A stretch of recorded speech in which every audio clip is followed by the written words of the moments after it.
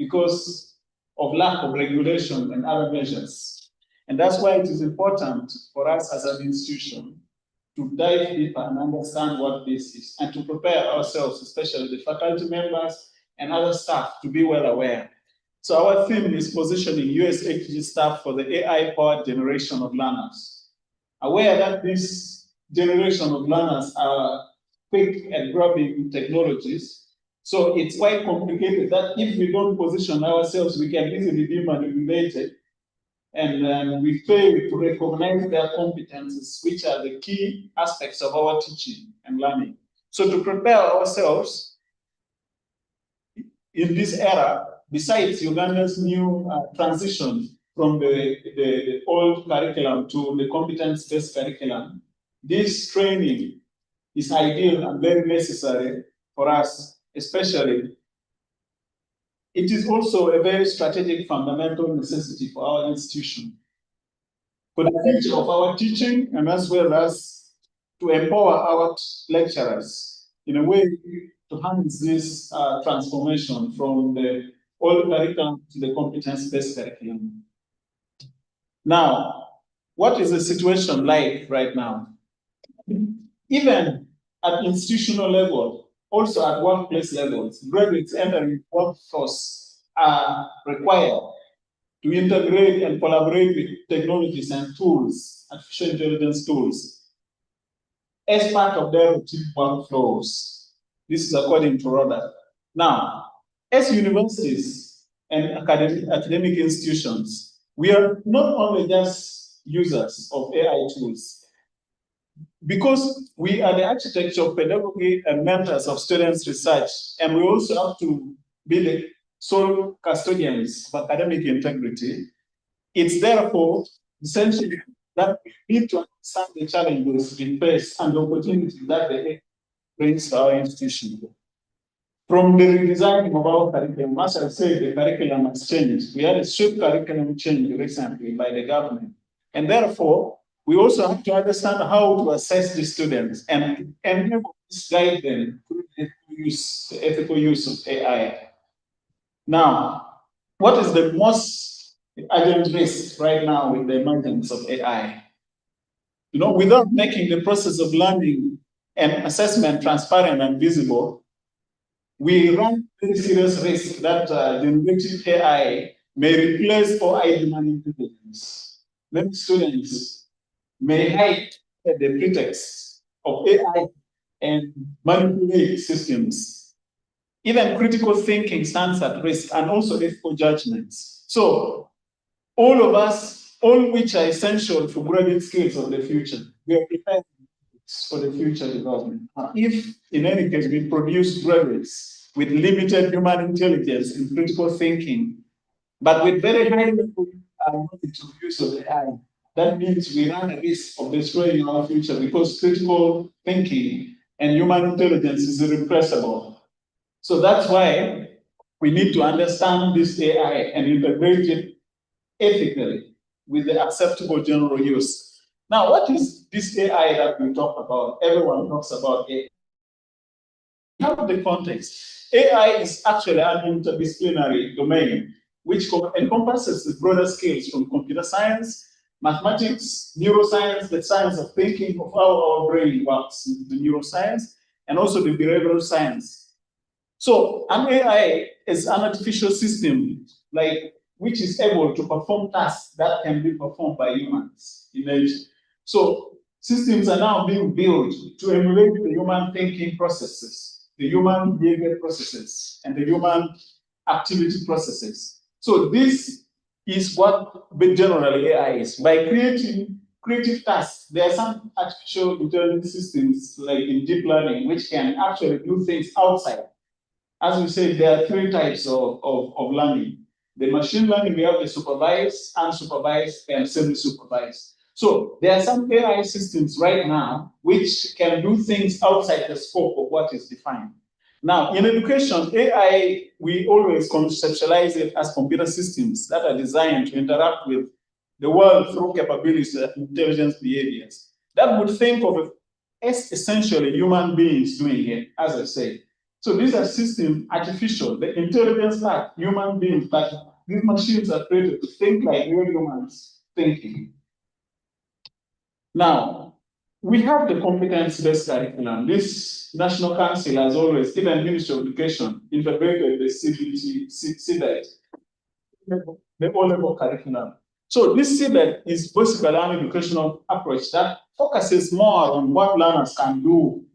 What can you do? It's more about your competence, what you can really do, and not what you know, because the previous curriculum focused on what you know without focusing much. Now, this CBET focuses on what you really can do rather than what you know.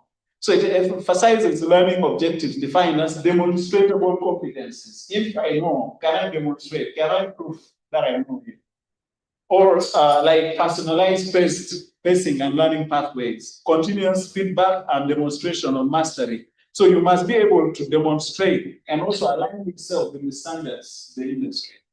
Now, the transition from the previous curriculum to the competence-based took this following shift. I mean, the challenges. They face the following challenges. Now, shifting from the content focus to competence-focused curriculum, that challenge has been there. And that challenge now coincides with the rapid emergence of uncontrolled use of artificial intelligence. Also, the redesigning of assessment methods to measure demonstrable competence. Remember, in the previous curriculum, there was limited demonstrable competence. Now we are required to demonstrate our competencies, equipping faculties with the CBET pedagogical skills and ensuring authentic workplace learning processes. Now, we need to look at the evolution of AI, especially our focus today is more education. AI is not a recent thing. In science, AI started emerging in the 1950s, but the evolution of education started in the 80s. First, it started with the automation, with the use of rule-based intelligent tutoring systems, rigid responses, and basic computer-assisted instructions. And then in the early 2000s, we saw the augmentations where machine learning, adaptive learning, predictive analytics, and data-driven decisioning support systems started coming out. And then later, we had the integration of these two dynamics of the automation and the integration, which saw the emergence of deep learning. Now, we saw decisioning to make our decisions. And then we had personalized learning platforms and all the massive open online courses. For people in IT, there are some courses like Coursera. So those courses have been existing, but their emergence, their evolution grew 2016 to the late 2020s. Now, in 2023, the use of generative AI and the large language models. The large language models are basically like systems built which is able to extract from a large language using text method. A mix of text, words, so this is where the ChatGPT, the Gemini, the Copilot, these are examples of the AI came. It just stormed the world in 2023. Even the people who developed never expected that it was going to be that rapid and have huge impacts. Now, this one led the generative AI and the large language models, the AI co-creators and cognitive partners and others. Now, there are key milestones of AI in education. As I said, in the early 80s, 1980s, we saw the emergence of the early intelligent tutoring systems like Scholar, Sophie, and then these were the first AI in education applications. As I said, they were already AI. Remember, in the 80s, there were already other people world which were already exploring space. They were already using systems to explore space. They were already prediction. So there was already that aspect of AI. Then in 1999, we had AI-powered math tutoring called Alex, which was launched. In 2016, we had a deep learning breakthrough, which is an accelerated intelligence in education research, which was done in 2016. And then in 2023, when ChatGPT officially released itself to the public, and that's where now people, it took the world by storm. Later, other machine learning, AI models came into play. And now in 2024, immediately, after the surge in the use of ChatGPT, UNESCO, as you're aware, in the UN body responsible for science and education, thought it's important to regulate or to come up with some framework to guide this. And they came up with the first ethical framework for generative AI in education. And now institutions are encouraged, regional bodies like East African Community are encouraged to use this framework as a benchmark for developing their regional tailored frameworks, including institutions. Now, AI readiness in higher education in Ugandan higher education. Now, research on Ugandan higher education institution reveals that we have a serious lack of institutional readiness, critical infrastructure and data governance gaps, also a severe capacity deficit and lack of strategic leadership and policy. Now, these challenges, this tells us that we were not ready. As I said, AI took the world by storm. So even it wasn't ready. And as I earlier said, AI came, shocked the world, and they're still being developed by private players, not the government. That's why the control itself is very complicated. All this chatting between DeepSeek, Gemini, are private companies. Now, despite these gaps, there are several regional frameworks that have really been adopted for the use of AI in education institutions. We have the East African Community AI curriculum framework for TEIs, which was released last year. Then we also have the East African AI Code of Conduct also. Well, the national AI strategy, it's still in the phase of development. And then they are now looking at what the East African Community has done. So I think, but as some institutions, okay, many institutions still do not have AI policies in Sub-Saharan Africa and then these developed countries. But in developed countries now, they have incorporated it. Now, we have several essential AI tools for use in higher education. First of all, I am going to categorize them based on their uses. The first one is generative AI assistants. These are built, as I said, on large language models, where they are able to extract different texts and make it. When you give an instruction to AI, it searches the web, what we call information retrieval and web search. So it is developed on the basis that the algorithm looks at the different texts, the large language models and data sets. Because this AI, they work on that.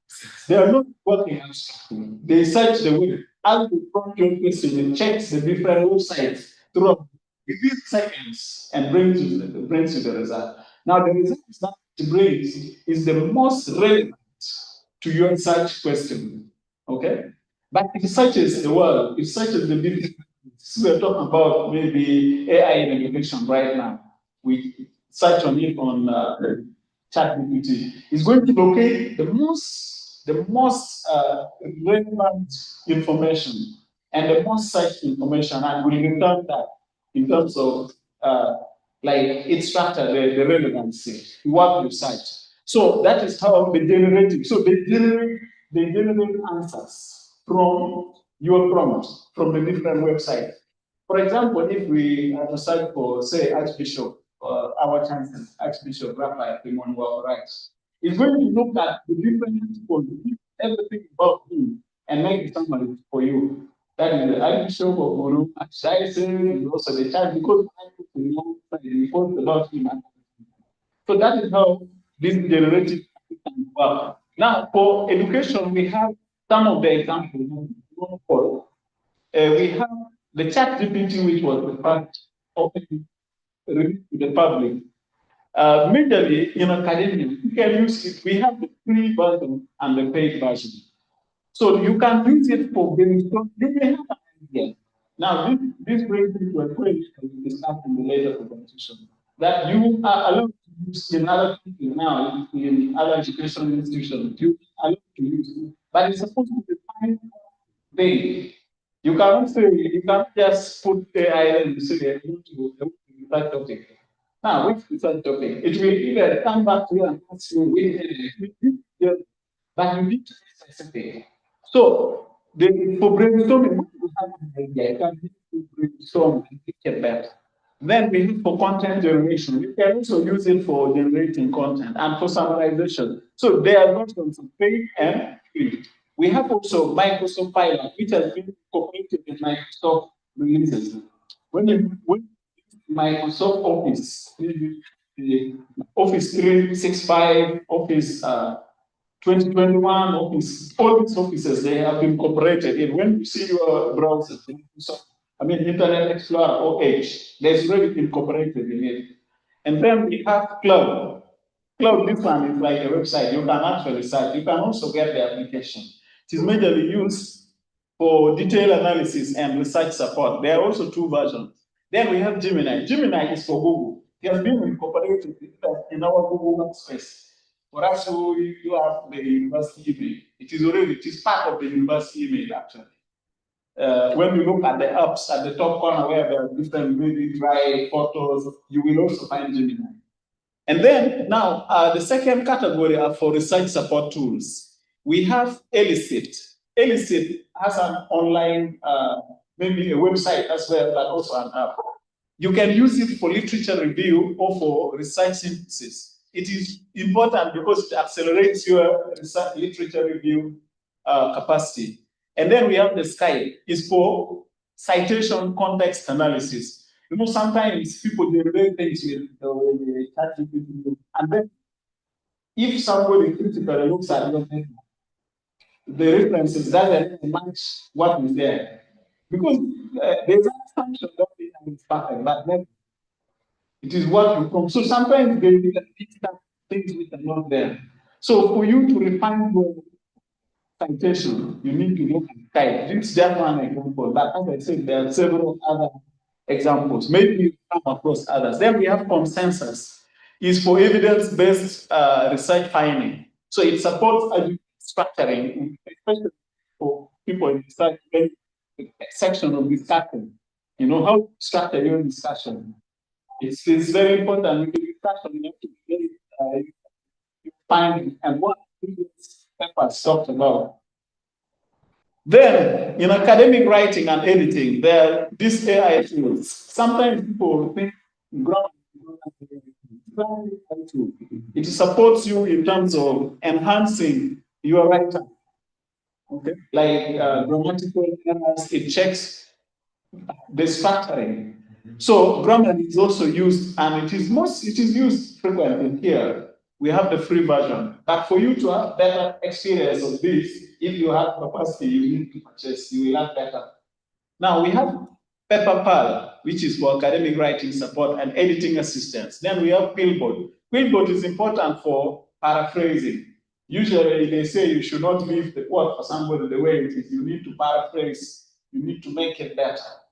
And for summarization, so it's basically refined. So these are the three major categories that I can talk about, the essential tools that as an institution we need to know and we will always use. So now, how can AI tools enhance our learning and teaching, especially in education institutions of higher learning? Now, the first one is curriculum and learning design. So in this modern era, AI can support competence-based education and training by providing competence-first task design, expanded rubric-based formative feedback cycles, and reflective bounded AI use. Now, there are key CBE, competence-based educational applications of these in the areas of curriculum and learning and design. First is lesson preparation. You prepare lectures. So it is essential to check also some other information using AI, but not to use it entirely, because others will just go and prompt and say, my lecture material is ready. No, you need to just use it to prove. And then, so AI supports lesson preparation, assessment design, and access to high quality digital content. As I said, it looks at the different sites. Of course, we have Google Scholar, we have like ResearchGate, and many others. So once you're doing this research, you need to reference. So the AI may give you information about where you can locate certain resources. Then you have to go an extra mile to get those things. Then we have differentiated instruction. So the AI provides assistive technologies, translation tools, and adaptive learning systems that promote equity and inclusion. Now, this one, for example, I want to give a practical example. Sometimes in my class, there are certain things which are complicated, which I do not understand, the language. So I can use it to help me translate, but I will use it in English. I will understand it, but to help me translate. So these are the important uses. Then we have backward design. So backward design can facilitate curriculum development. So with this, you structure your design. Sometimes you start from the content, go back instead of come from a bigger thing and go down the pyramid. You start from down as you go. Especially in curriculum design, especially in curriculum design, they know the backward design, especially when in curriculum preparation. Now, the second part is teaching practice. The other curriculum. Now, this is about teaching. So the teaching, we use this framework, which was developed by Roda in 2025. So it has three components. They demystify the technology. We need to understand, as I said, these AI tools are built on large language models, algorithms, basically for web research. In fact, I can say AI in education, the LLMs are basically an information retrieval and web search. Because once you're searching information, it checks the entire database, but it looks for the keywords. If the keywords, it brings it fast. If you type what is the name of the VCU versus the second, exactly, start bringing it fast. Now, we define the but it will look university of the second half. So that completeness is very important. When you say university of the second half, it will give you a different information. Now, this, so you need to understand that these are developed on mathematical algorithms and models. They are not things from out of the world. So even when things are developed like that, they are bugs, system bugs. Now, for you to rely 100% on this technology is very dangerous. Even as a lecturer, students can also rely, but as a lecturer, you shouldn't rely on using for all the uses to cross-check your work. The second one is you use the tools in real-time workflows. So our students and staff should explore AI in tasks such as brainstorming. You should use it like summarizing information. Don't get information and to summarize to make your work better.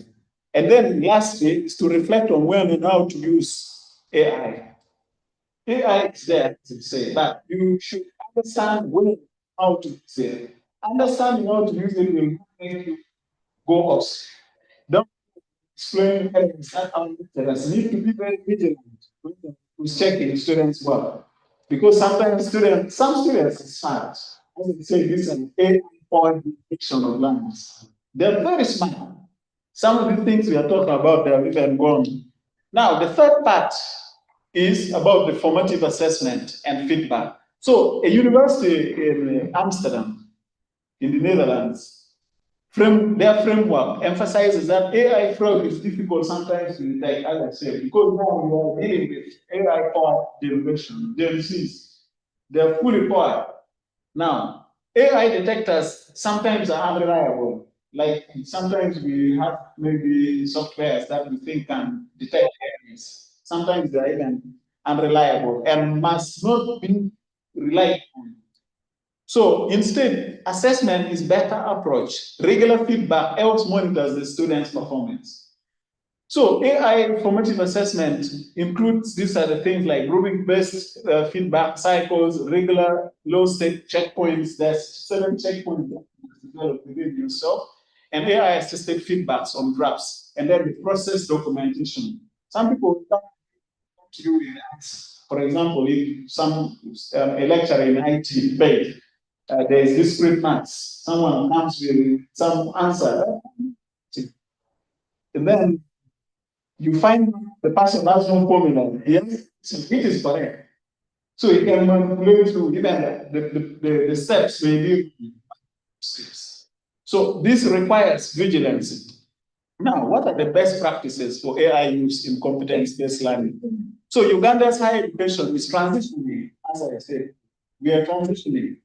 We never prepared for transitioning, but we have to now move and accept this transition. So it requires educators to ensure students are ready. According to Kabugo, this current transition requires students to be ready, work ready on Monday, not just qualifying on Friday. You want to be working on Monday. So the fact assessment framework is one of the frameworks that is thought of as the best practice for you to use AI properly in context-based education and training systems. So a balanced assessment framework allows you to differentiate between the AI permitted and non-AI permitted domains to ensure that there is due competence development. This is according to ASHA 2015 and FACT framework. So the model integrates 4 assessment areas as indicated there. First, the fundamental skills. This is without AI, the permission. So the foundation skill, the student must have the foundation skills even without the use of AI. And so it is about understanding the ensuring foundation competence. That's the low competence if the student understands. Then the applied projects. The applied projects, they can use it with AI, but they should be able to develop applications or give one real scenarios. For example, in the counseling department, assessing them, they should be able to talk about real scenarios. If a question comes, and maybe you found somebody crying, she has been divorced, she's in the crop itself. So in such a scenario, when a student from that, there's a way they can extract themselves. So for you, you can and make sure that the student explains, and when the student explains, you understand that this is genuine and ungenuine is easier. Now, we also have conceptual understanding. There are certain concepts that students need to understand even without the use of AI. So you need to verify their independent comprehension. Then the other part is the critical thinking, with the AI assesses the independent problem solving. So this is the fact framework or assessment framework to be able to accept the use of AI for the students. Now we have the second part called the scaffolding and transparent use. Like as I say, East African community has developed AI code of conduct, which establishes that AI should not replace the human educators, but rather AI can enhance and support professional judgment, but should not even substitute professional, can only support, but should not replace your professional judgment. I think in some way, yeah,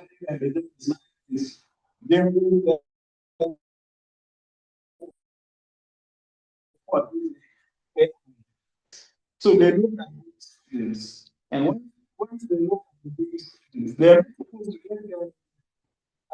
get their judgment on that AI. They're supposed to make their normal professional judgment based on the written penal act and the laws. Similarly, we should exhibit the same. It should never place our professional judgment. If a student is a student, how do we should not allow clean or maybe assignment. And then the other part, the key implementation principles for this scaffolding and transparent use is a competence first task design. So AI serves learning outcomes and not the other way, okay, the objectives. And then expanded formative feedback cycles. So regular checkpoints monitor development. Once you are in the competence space, there are certain checkpoints that you stop and ensure that there is speed. This reminds me when we were in postgraduate class, Professor Latin would randomly call the student and ask, instead of like knowing that, so you should always be ready, make sure that the students are checked all the time. And then if you are teaching them, there are certain checkpoints that you can easily catch a student. Even when they've submitted their things, there are certain things that you should highlight. And then we have the reflective bounding I use. Prioritize transparency, privacy, and human data. And selection. These are things that we need to emphasize. And then we have the process, as I earlier on highlighted, we need to have process documentation. So a student that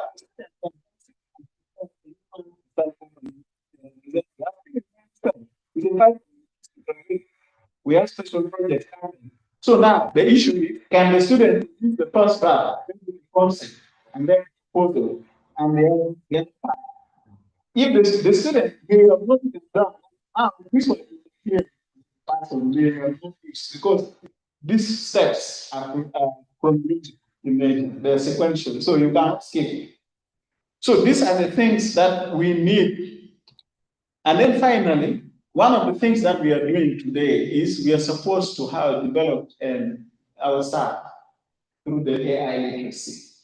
Now, a comprehensive 8-dimension framework for teachers, AI literacy includes the foundational knowledge and understanding which we are trying to develop today, giving the foundational background of AI. And then we have the application and the pedagogical integration, critical evaluation, innovation, ethical, epistemic, and legal and institutional governance, and emotional and professional well-being. So these are the 8 critical dimensions for the framework that can help us for proper best practice of use of AI. So I am happy that today we have taken the first one, which is the foundational knowledge and understanding, and also a little bit of the application and pedagogical integration.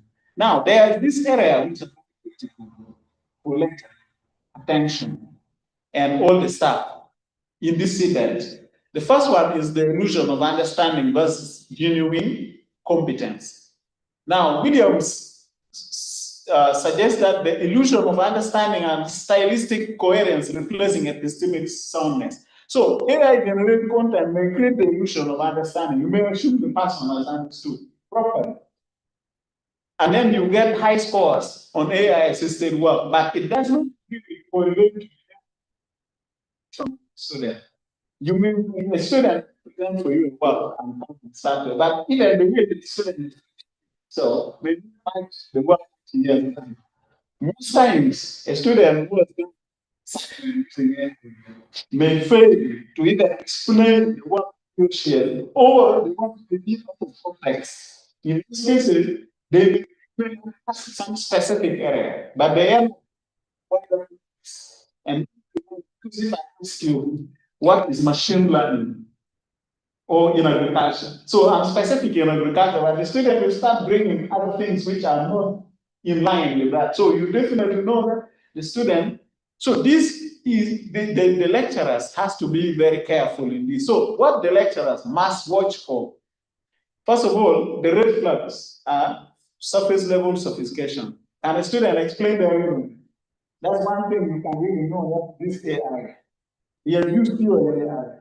Secondly, there's also stylistic polish. So does the work reflect the student voice? If the student is sometimes the way you push it, they explain is very different from what they was actually presented. Then we have the generic content, as I said. The work is not specific, it's just not even contextual. You are asked for a specific context. For example, in agri systems, we can talk about the beef production in Uganda. Then the student is talking something or maybe in one is specific, and then even the certification is something very specific on the most different business. And then there's no process evidence. The student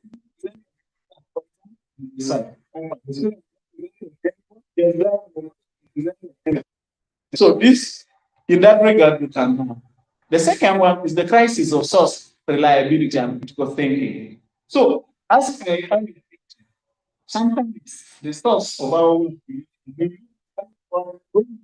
just go we want a research question. We prepare for you everything, but once you start pointing out the sources, the references, they are not, they are very the actual work. So this one definitely you will know that this is not a student work.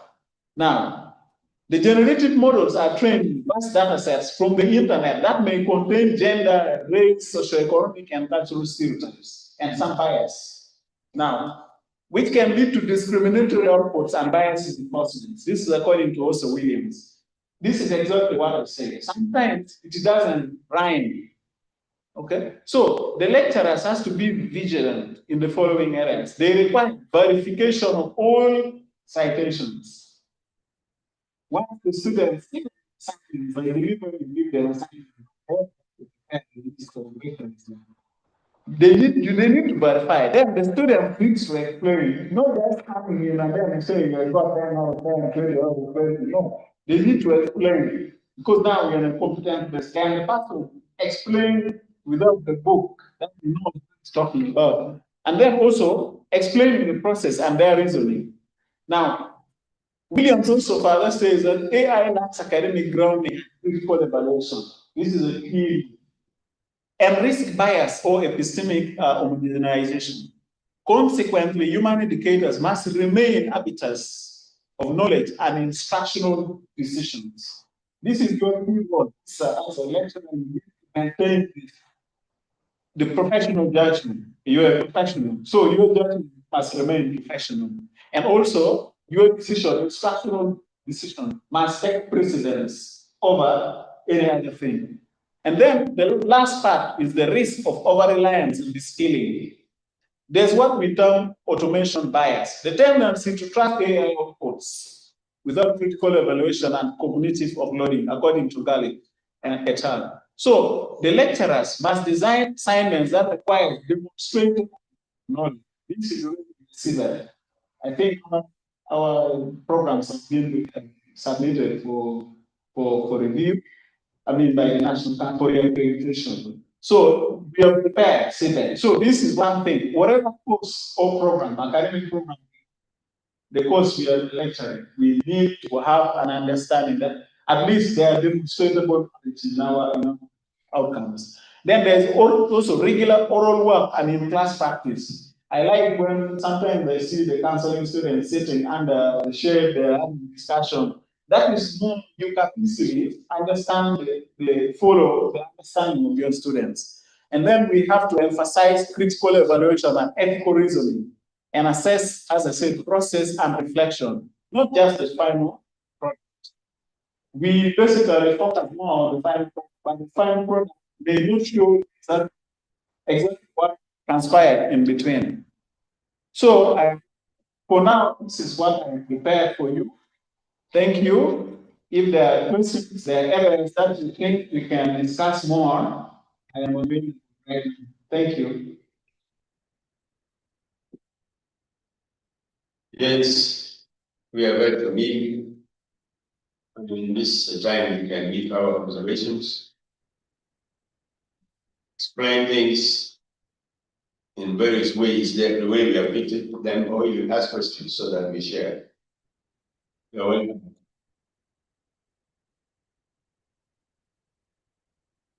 Yes. Unfortunately, I'm seeing them in the raising their hands. Can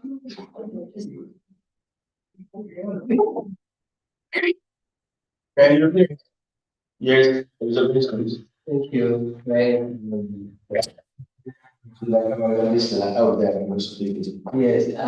been following keenly on this thing. I have just one question. How do I detect genuine and fake sources of information? Thank you. Maybe I will take some before I can respond. Any other questions, observations?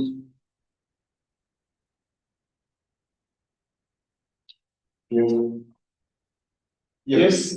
Thank you very much for that presentation. I think it sounds very timely and this. And what is AI?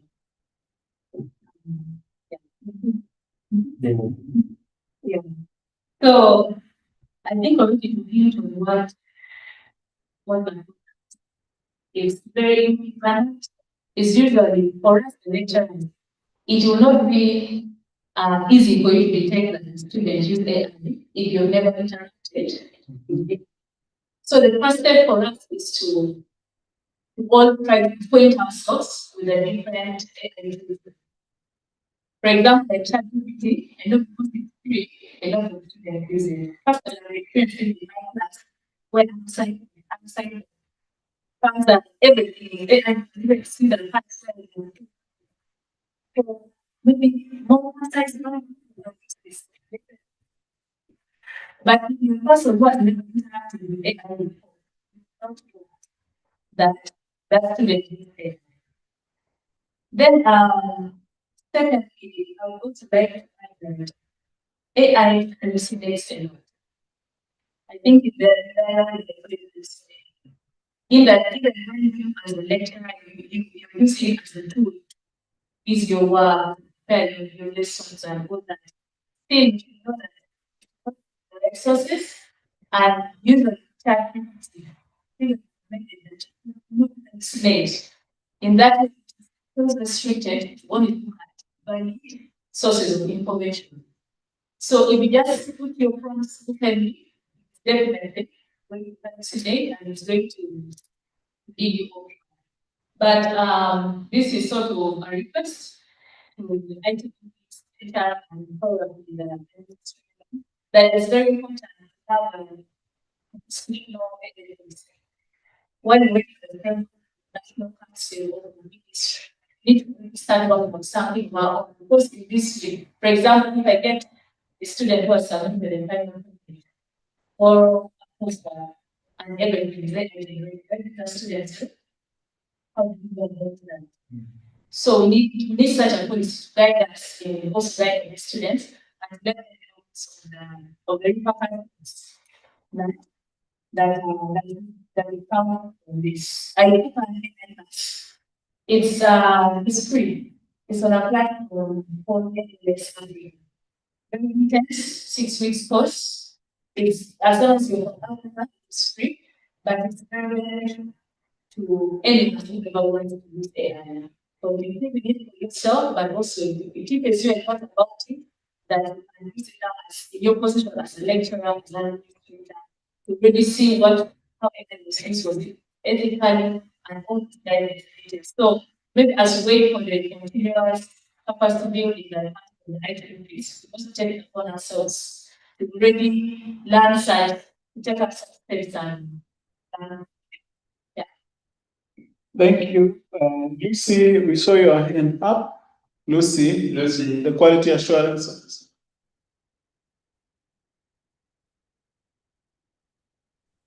Okay, thank you everyone. I don't know if you are able to hear me. We are able We to. can hear you Am loud I and clear. audible? Yes, Okay, we can okay. hear you loud and clear. Okay, thank you so much, Fred, for this timely presentation.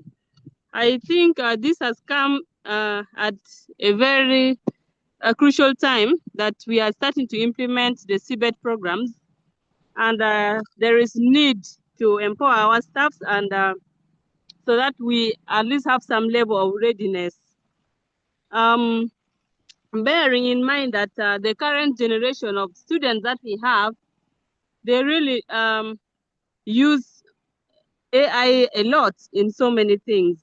So for me, I have 3 areas that I want to just add or give some supplement, not necessarily in terms of questions. Number 1, my concern as the quality assurance officer on this topic of discussion is that how our lecturers able to detect that this work has been done, for instance, using AI, bearing in mind that we have some applications that can even dehumanize the AI work. Somebody can do everything with AI and still another app will make it look like it is human-generated work.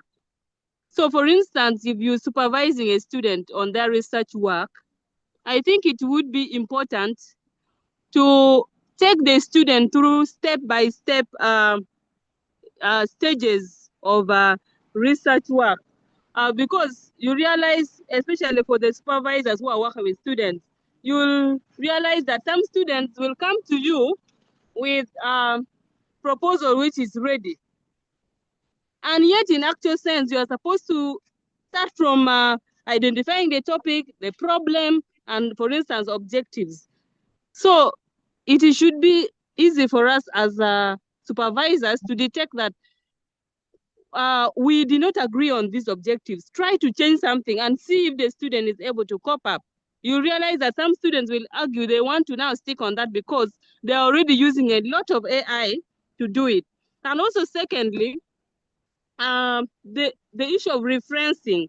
We need to do a lot of fact checks on the references that students provide, because if you are conversant with AI, you'll clearly notice that AI normally just generates things without sieving. But as a lecturer or as somebody who is working with students, you can clearly detect and fact check those references and see if they're really saying those things.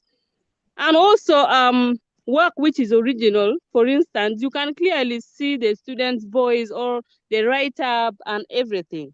And AI generated work, there's a way if you follow properly, you can clearly tell.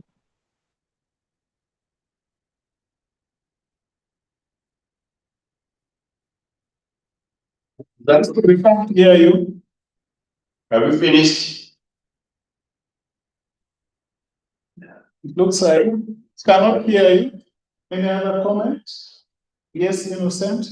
Yes, thank you very much. I yeah.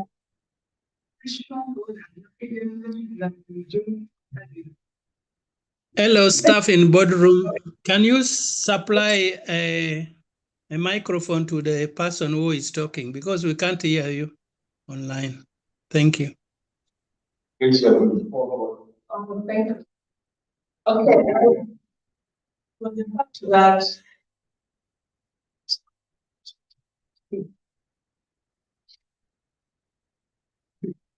yeah, I'm one of the people who joined school in this era of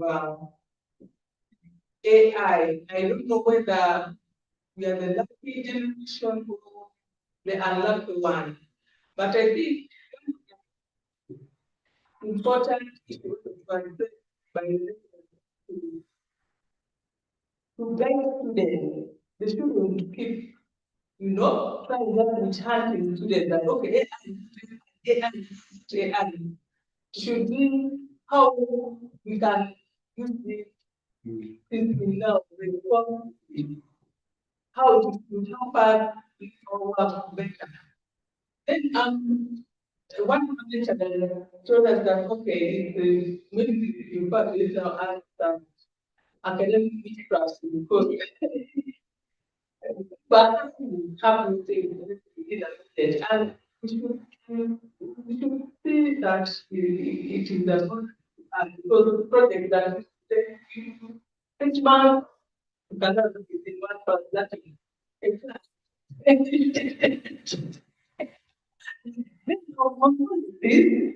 think we're still very because AI is here, things that is may find regarding AI can see some kind of way. So these other things will always keep being before us, and then the students will always keep being ahead of the lecturer, and we are changing now. You need to not be to stabilize. Thank you. Thank you, Innocent. Any other comments? Yes, Mr. Victor. Thank you very much. Yeah, this is just an opinion. AI is it's good, but it's also a developer. For things like post-work research, AI can work with you. You can critically utilize it and so on. But now, imagine you're a student and you have used AI throughout the semester. Then it comes to AI. When that AI, clearly you're going to see a mismatch in the student's real life. The exam will tell you that this person fully relates. And I think that's one of the things we see something. Post-work assignments are one of them. The exam tells the difference. So there is need, as you're saying, to really guide our students properly. In as far as using AI is concerned. I think the second curriculum that is coming emphasizes the need for lecturers to be very close to the learners so that we also mold them to be responsible. Okay? That ethical component of going about the business as a scholar and later on as a professional. The responsibility now falls on the lecturers to do that. Thank you. Yes. When we go to Madam Ellen, we come to the HR. Speak a little louder because the microphone is up here. Oh, she can speak from there. Louder.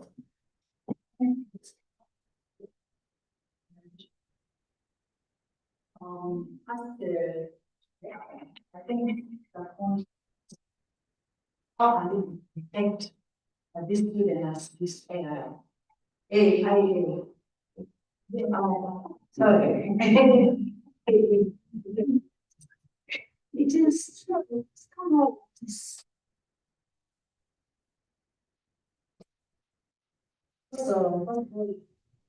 some students very talented class students, but what you see the butterfly that the students see, and then she looks at the students.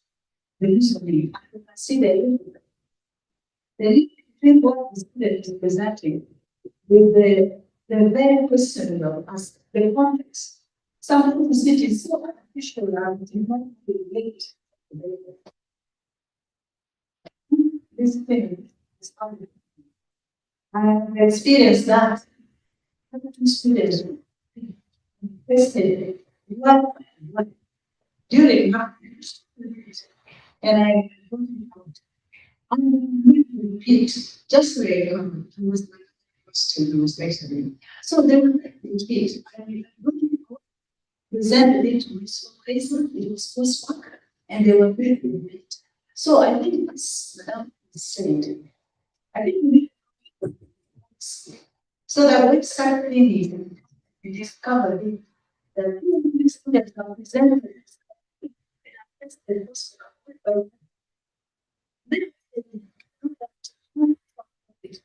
because if you start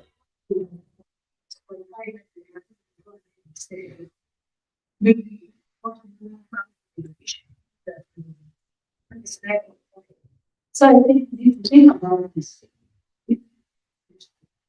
Thank you. HR. Vincent and then Alice. Thank you, Mr. Presenter. To me, AI is on the rise. We will observe as trends change. The culture of reading is dying or is dead. I really take reading seriously. What we want is quick answers, quick results. And that's what the student is also for. I recall in our school, before the set of Singapore, the teachers will supervise you, and you will have that quick history books.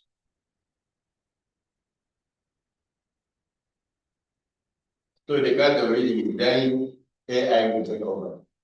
And I think in research, it's to plagiarism in life. Because you just copy and paste. And you have to pass the plagiarism test. How much do you think? Definitely. Yes. Yeah. So therefore, many of our students, unless we have them, will fail the project. Because at the end of the day, you must produce your dissertation. So let's also encourage these children to take really seriously. So that when they use AI, they are able, oh, when you are back and you are taken to supplement it, and then we become down.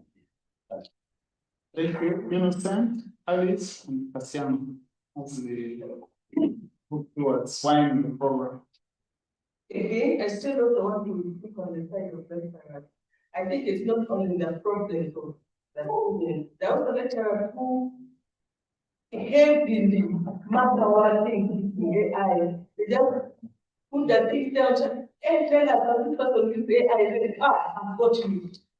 Please do everything 100% AI. I think our lecturers also need to, just like as we have stated, we need to acquaint ourselves with all these other things. Then, what Laponia said is true that, okay, you're not well versed with AI in your reading, but if you are, it enhances your reading capability.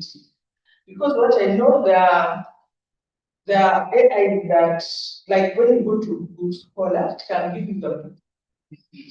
Then you put them in maybe notebook. If somebody something that you don't share, maybe to read. It is something that you read.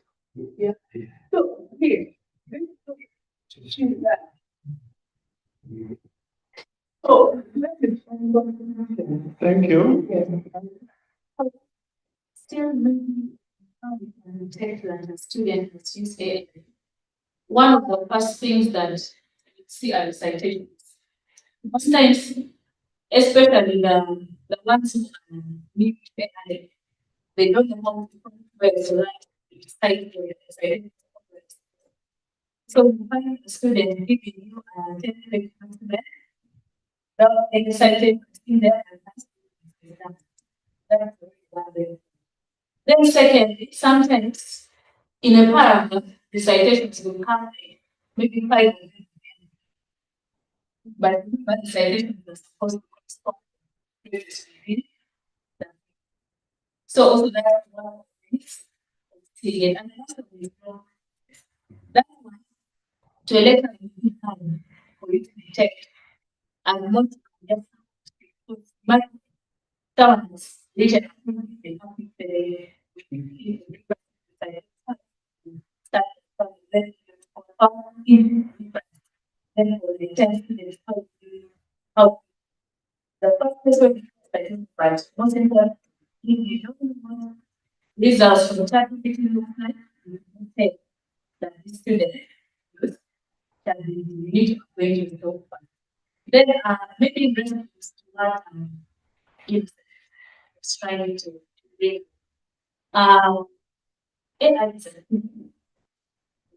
it's not supposed to replace our people thinking.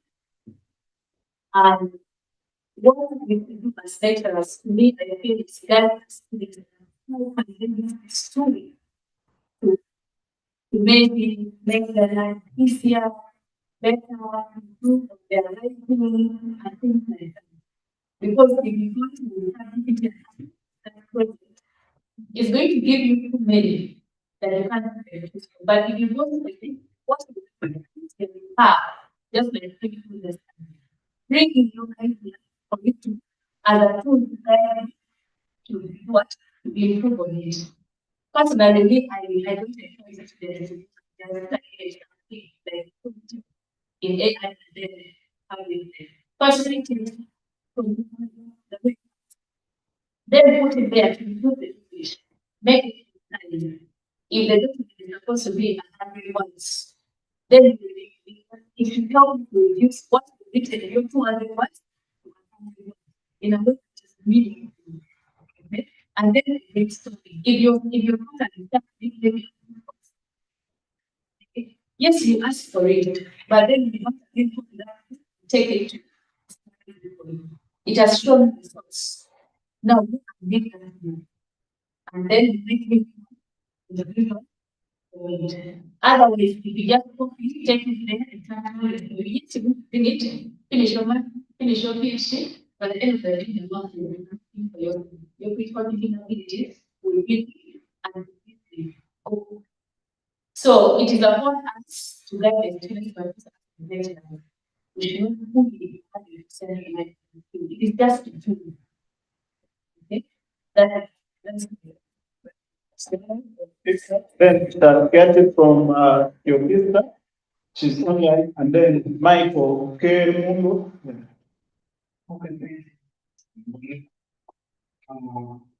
Me and everything is full, but everything is bad. So the student was somehow happy and not other students. Well, it helped us to work here. There is no time to fail like that. That's how nation is like how they are. We have some that when they know where 1990, when you go to the field, you don't get anything. But you find even of giving the student the notes. So I will say that if there is a way they could help the students to regulate the use of AI, but AI is taken. Thank you. Victor, I had something. Okay. Um, I'm recognized in AI. When a student writes something and that's one sentence has proving honest. And that's what happens. Secondly, the ideas from first sentence and second sentence don't follow.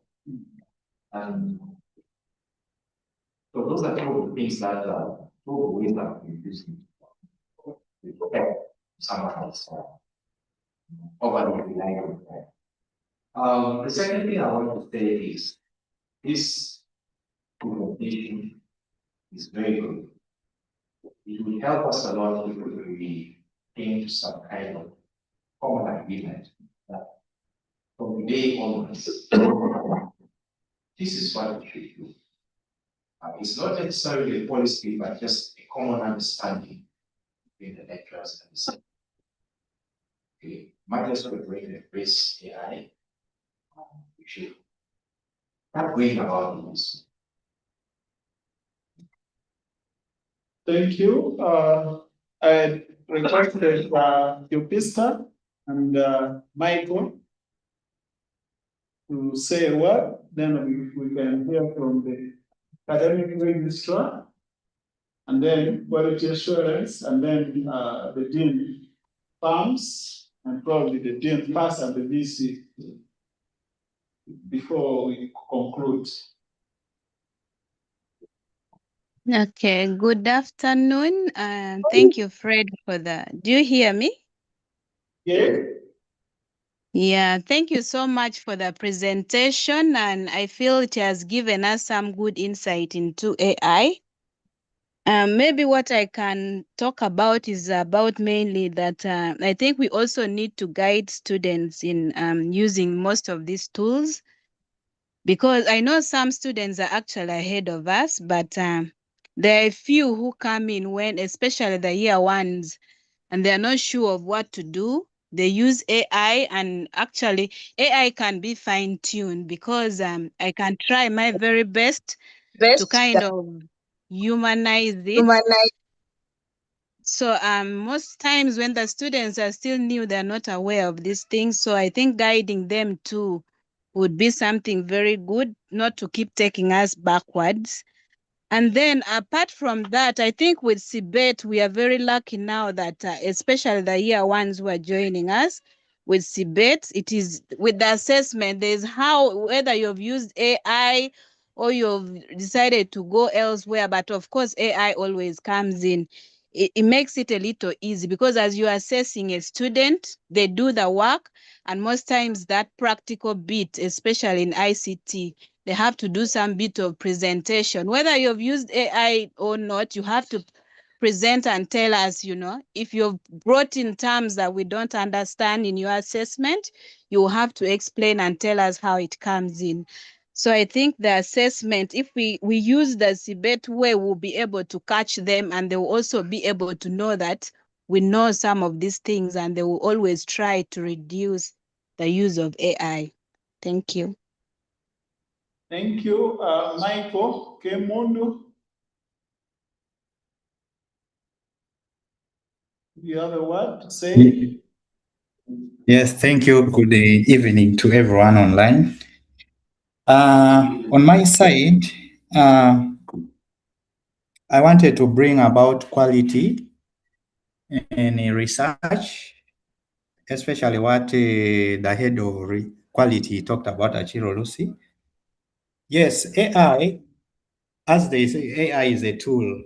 It's a docket, obviously, everyone uses during research also.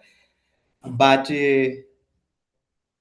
as we know, yes, research is about adding knowledge into an existing research or adding just a new knowledge to something which has not been done yet.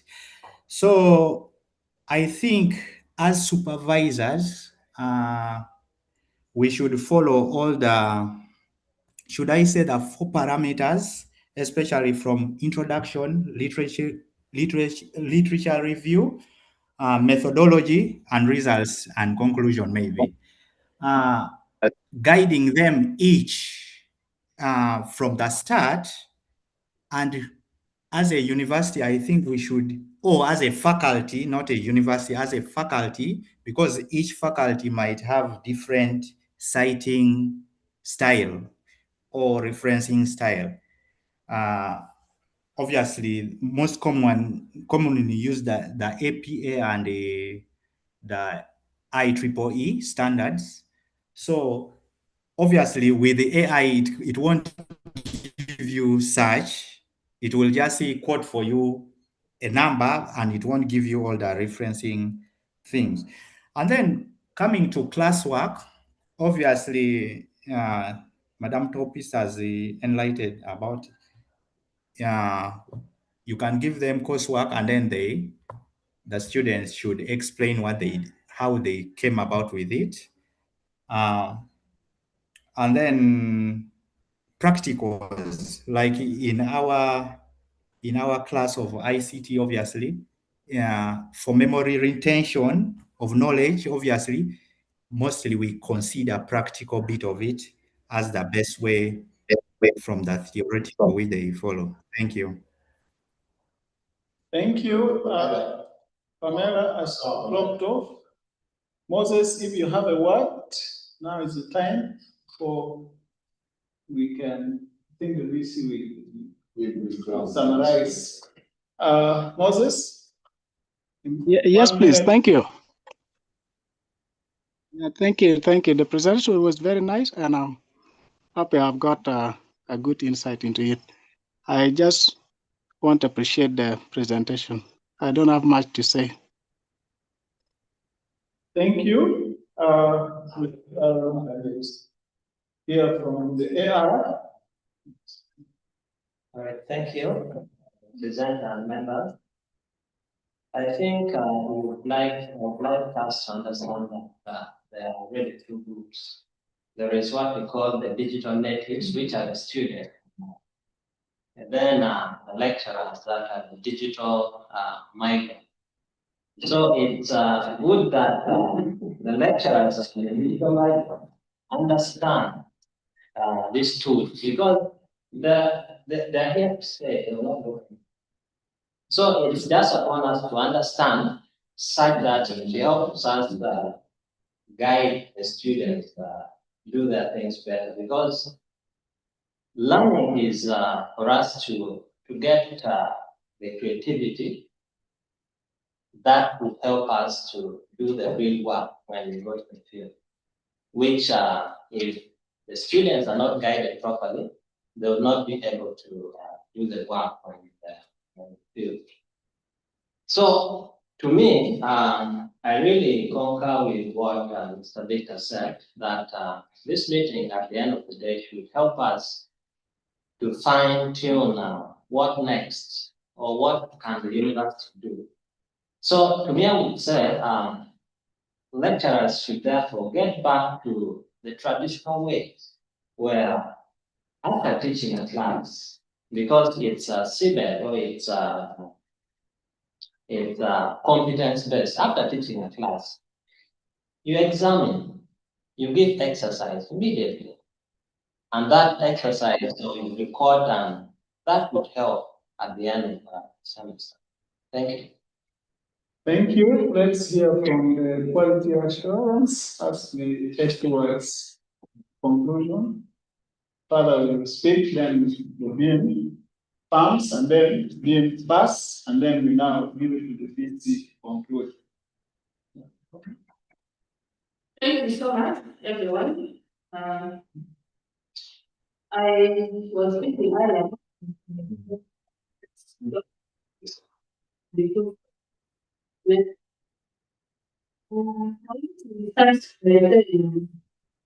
AI is not something bad. Sometimes I think that okay, this data is very I think that will be I think if we are just very there. AI, but we need to understand it. You know, that is say in I think those of you know, if you but just to practically demonstrate the best way how to say that's really good. In the thing and the age of the these two that will not say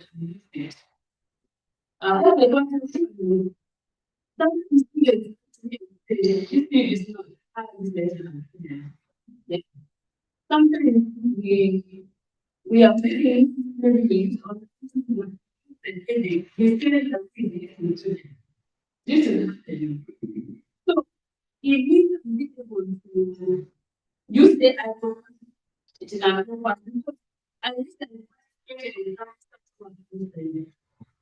and this opportunity, like they want to give them the like in a way. So they do generally using them is not strategy, qualitative study.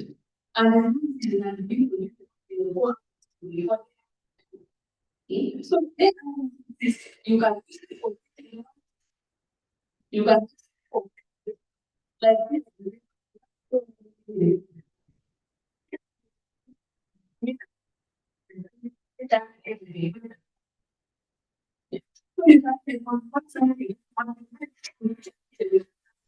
into it. So things we need to so what is that AI gives you what to feed, but it's very it will also give you something very general. But if it's very specific, for instance, if you create something, just want AI to improve it, it will just look change management, improve your work, and my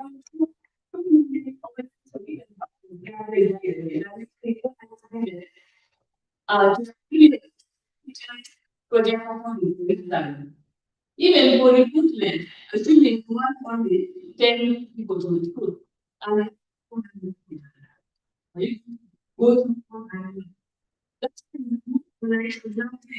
You say the system, the function on to screen those and then the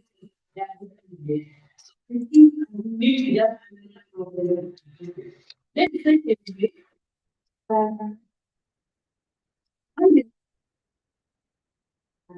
something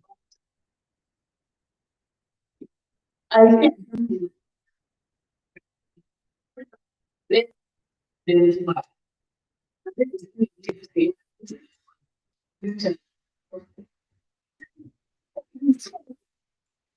it is very important that we know this so that the students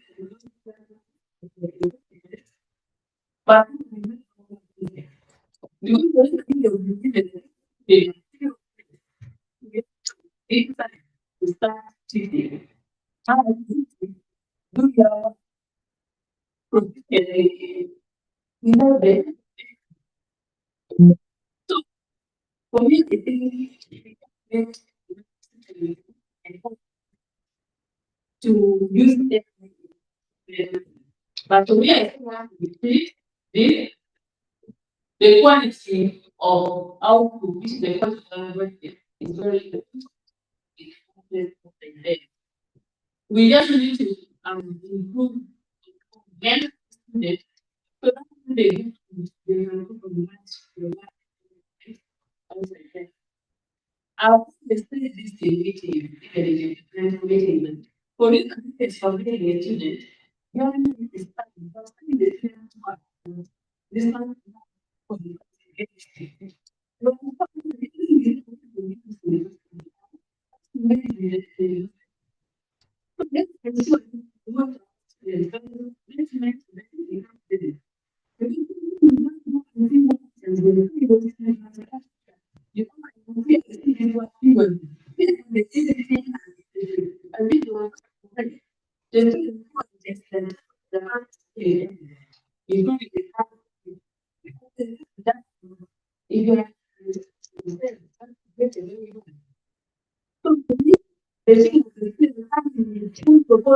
one the next time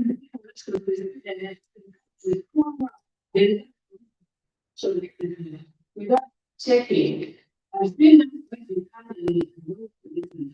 but we want to be we love so the president is coming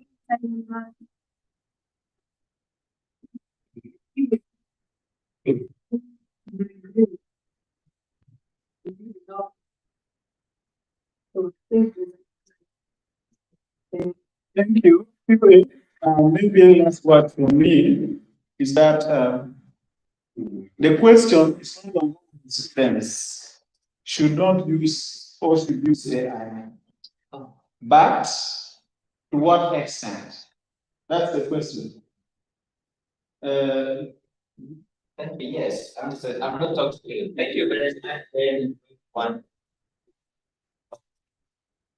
Yeah, so the question is, no, students should not. So the design is not what should not use. That's the big idea. The main thing is we should be these tools exist and is being used. Do we say that the student is used or not? If the student is used, what methods or ways can we help them to use it ethically? That's the essence of our discussion today. We are supposed to help them say, this is stop the world. And there's no control. Okay, this one I can then all governments, all countries. AI just came last week and they gave us a law next week. So it's something that we're going to have people are using it even when we're doing regulation.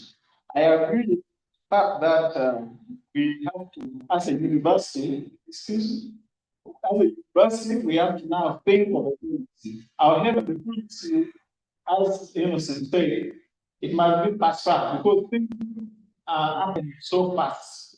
that we need. But there is one thing that you people, users of AI, you need to know. Sometimes the wrong thing to even in that documents, privacy and governance is an issue. We are just inserting our documents, say you are do you know what is happening to all information? You prompt in fact. Question. So even if we use it, we should be mindful of this fact that these things are without any control. Right now, can you sue ChatGPT because you saw your paper already published? You just submitted your entire paper for check. Some people will just upload the entire paper to ChatGPT, check if there is plagiarism. Around three, no, no plagiarism. You didn't take it. You take it back, submit to the government. They are taking up with the institution, the paper. The issue of data is very crucial. There is governance of the AI. Whether you use it, that should be in the back of your mind. And that's why we are very particular that we should be able to use it ethically. The issue of the food frameworks, that is not necessary this discussion, but it is a good insight. We have a management team among us here. We have things to do. We have to do from the Senate. Some of the members are here. I don't think we discussion in that forum, which exactly suit this. The point you also asked about the issue of how do we know, which Alice actually elaborately stated, Victor has stated, you can easily know by countering the students. Not that they should not use, but they should use to a limited extent, meanwhile preserving their natural cognitive skills. Because if just you cannot present what you present, what you submit, that becomes reality. You have to need to be even. But the issue is, if we don't have the policy, even enforcing this becomes a problem because now even when you get the information era, somebody can the big issue, then if you find what's in deep trouble. So we are just trying to preserve our academic integrity. We need to guide them to use it ethically as we start probably the next step of developing the policy. Lastly, I encourage our academic staff. Vigilance is very crucial to preserve our critical thinking, academic integrity. Let us observe and use our internal skills to be able to detect and help the student. Use this tool properly. The next meeting, we may probably have the physical demonstration of this if it is organized by the Human Resource Office. But also, we also have to note that the red flags are clear. As we talked about, there's a line. Somebody, there's a line. Yeah, you can use it. I don't know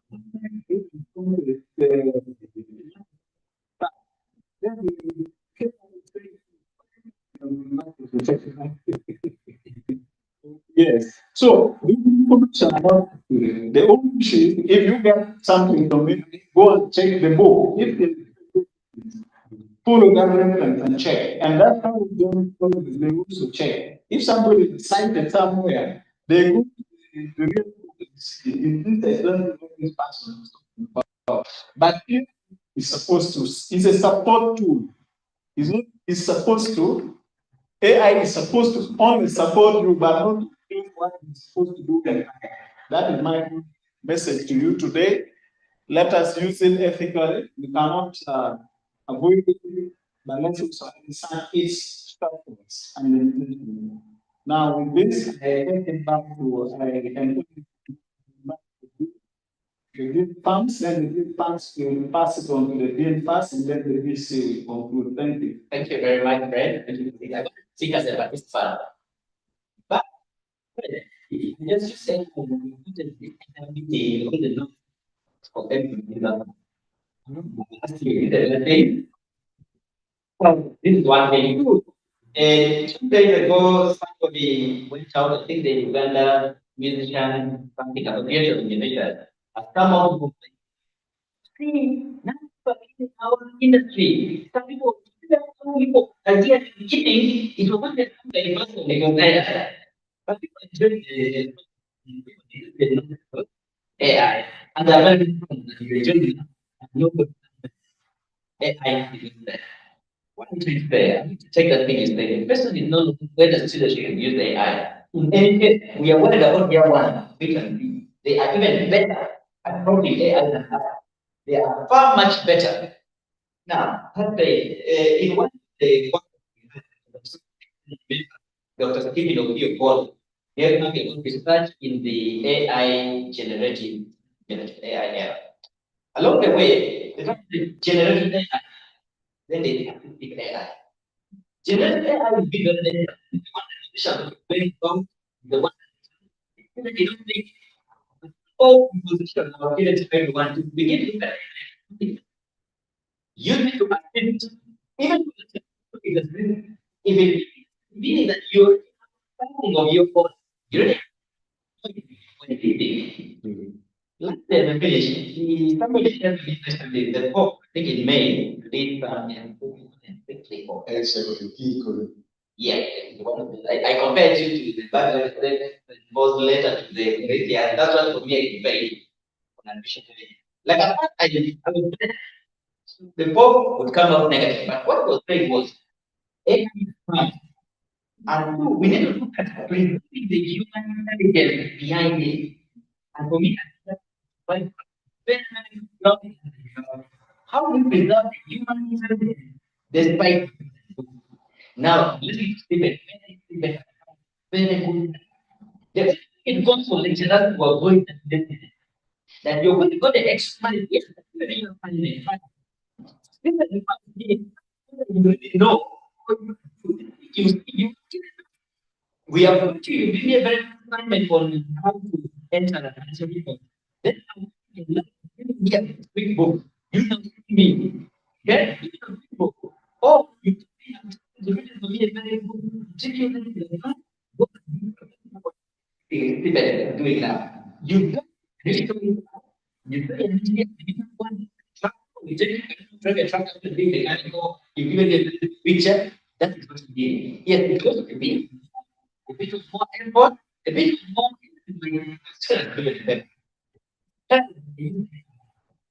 that thing you have to break yeah, to be able to do that. But otherwise, I think it's a very good reawakening. I want to go and read a bit more on the fact assessment you presented on it. Not yet, since I wanted to take and want to it a bit more. Where, which assessment area can do. Thank you so much. Thank you for the ability to how we as other training. Thank you so much. Thank you. Dear Pat, Dr. Henry. Yes, good afternoon, everybody. I'm having difficulties following people from the house there, but I've followed the discussion about the use of AI, and I have very little input to say. One, AI should be used responsibly. And for anybody who is using it, he should be able to acknowledge that he has used AI and the kind of model of AI he has used. It is important, and it is now being accepted in research that you need to cite what type of AI you have used and how much of it you have used. For me, again, I would say that we should encourage students to use AI. First of all, they could possibly use their own cognitive abilities and then see what would be different if they used AI, so that they know what AI can add and what AI can subtract. So I am very positive that we need to continue using AI. We need to be able to know how much who is using AI Without AI, how much can this person do? With AI, how much can this person do? So that we are able to evaluate this person. Because if we say we are going to stop people using AI, we are just wasting our time. It is my submission. I thank you. Thank you. Now we can get final words from VC. Good evening. Do you copy me? Yes, yes. Number one, I want to thank very much the Human Resource Office for coordinating and organizing this very important engagement on artificial intelligence.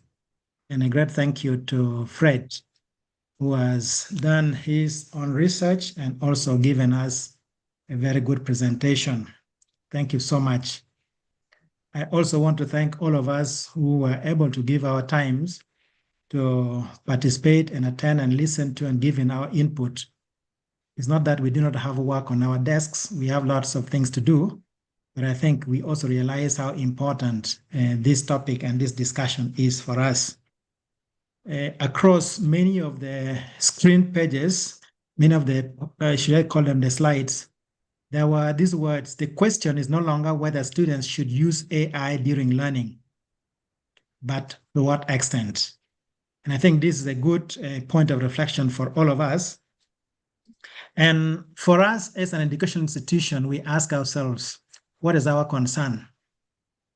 Our concern is to ensure quality in learning. We have to ensure that our students can learn and grow. And so the question we would keep on reflecting on is whether the tools that are being used enhance learning or disrupt learning. And this is not a simple question to answer.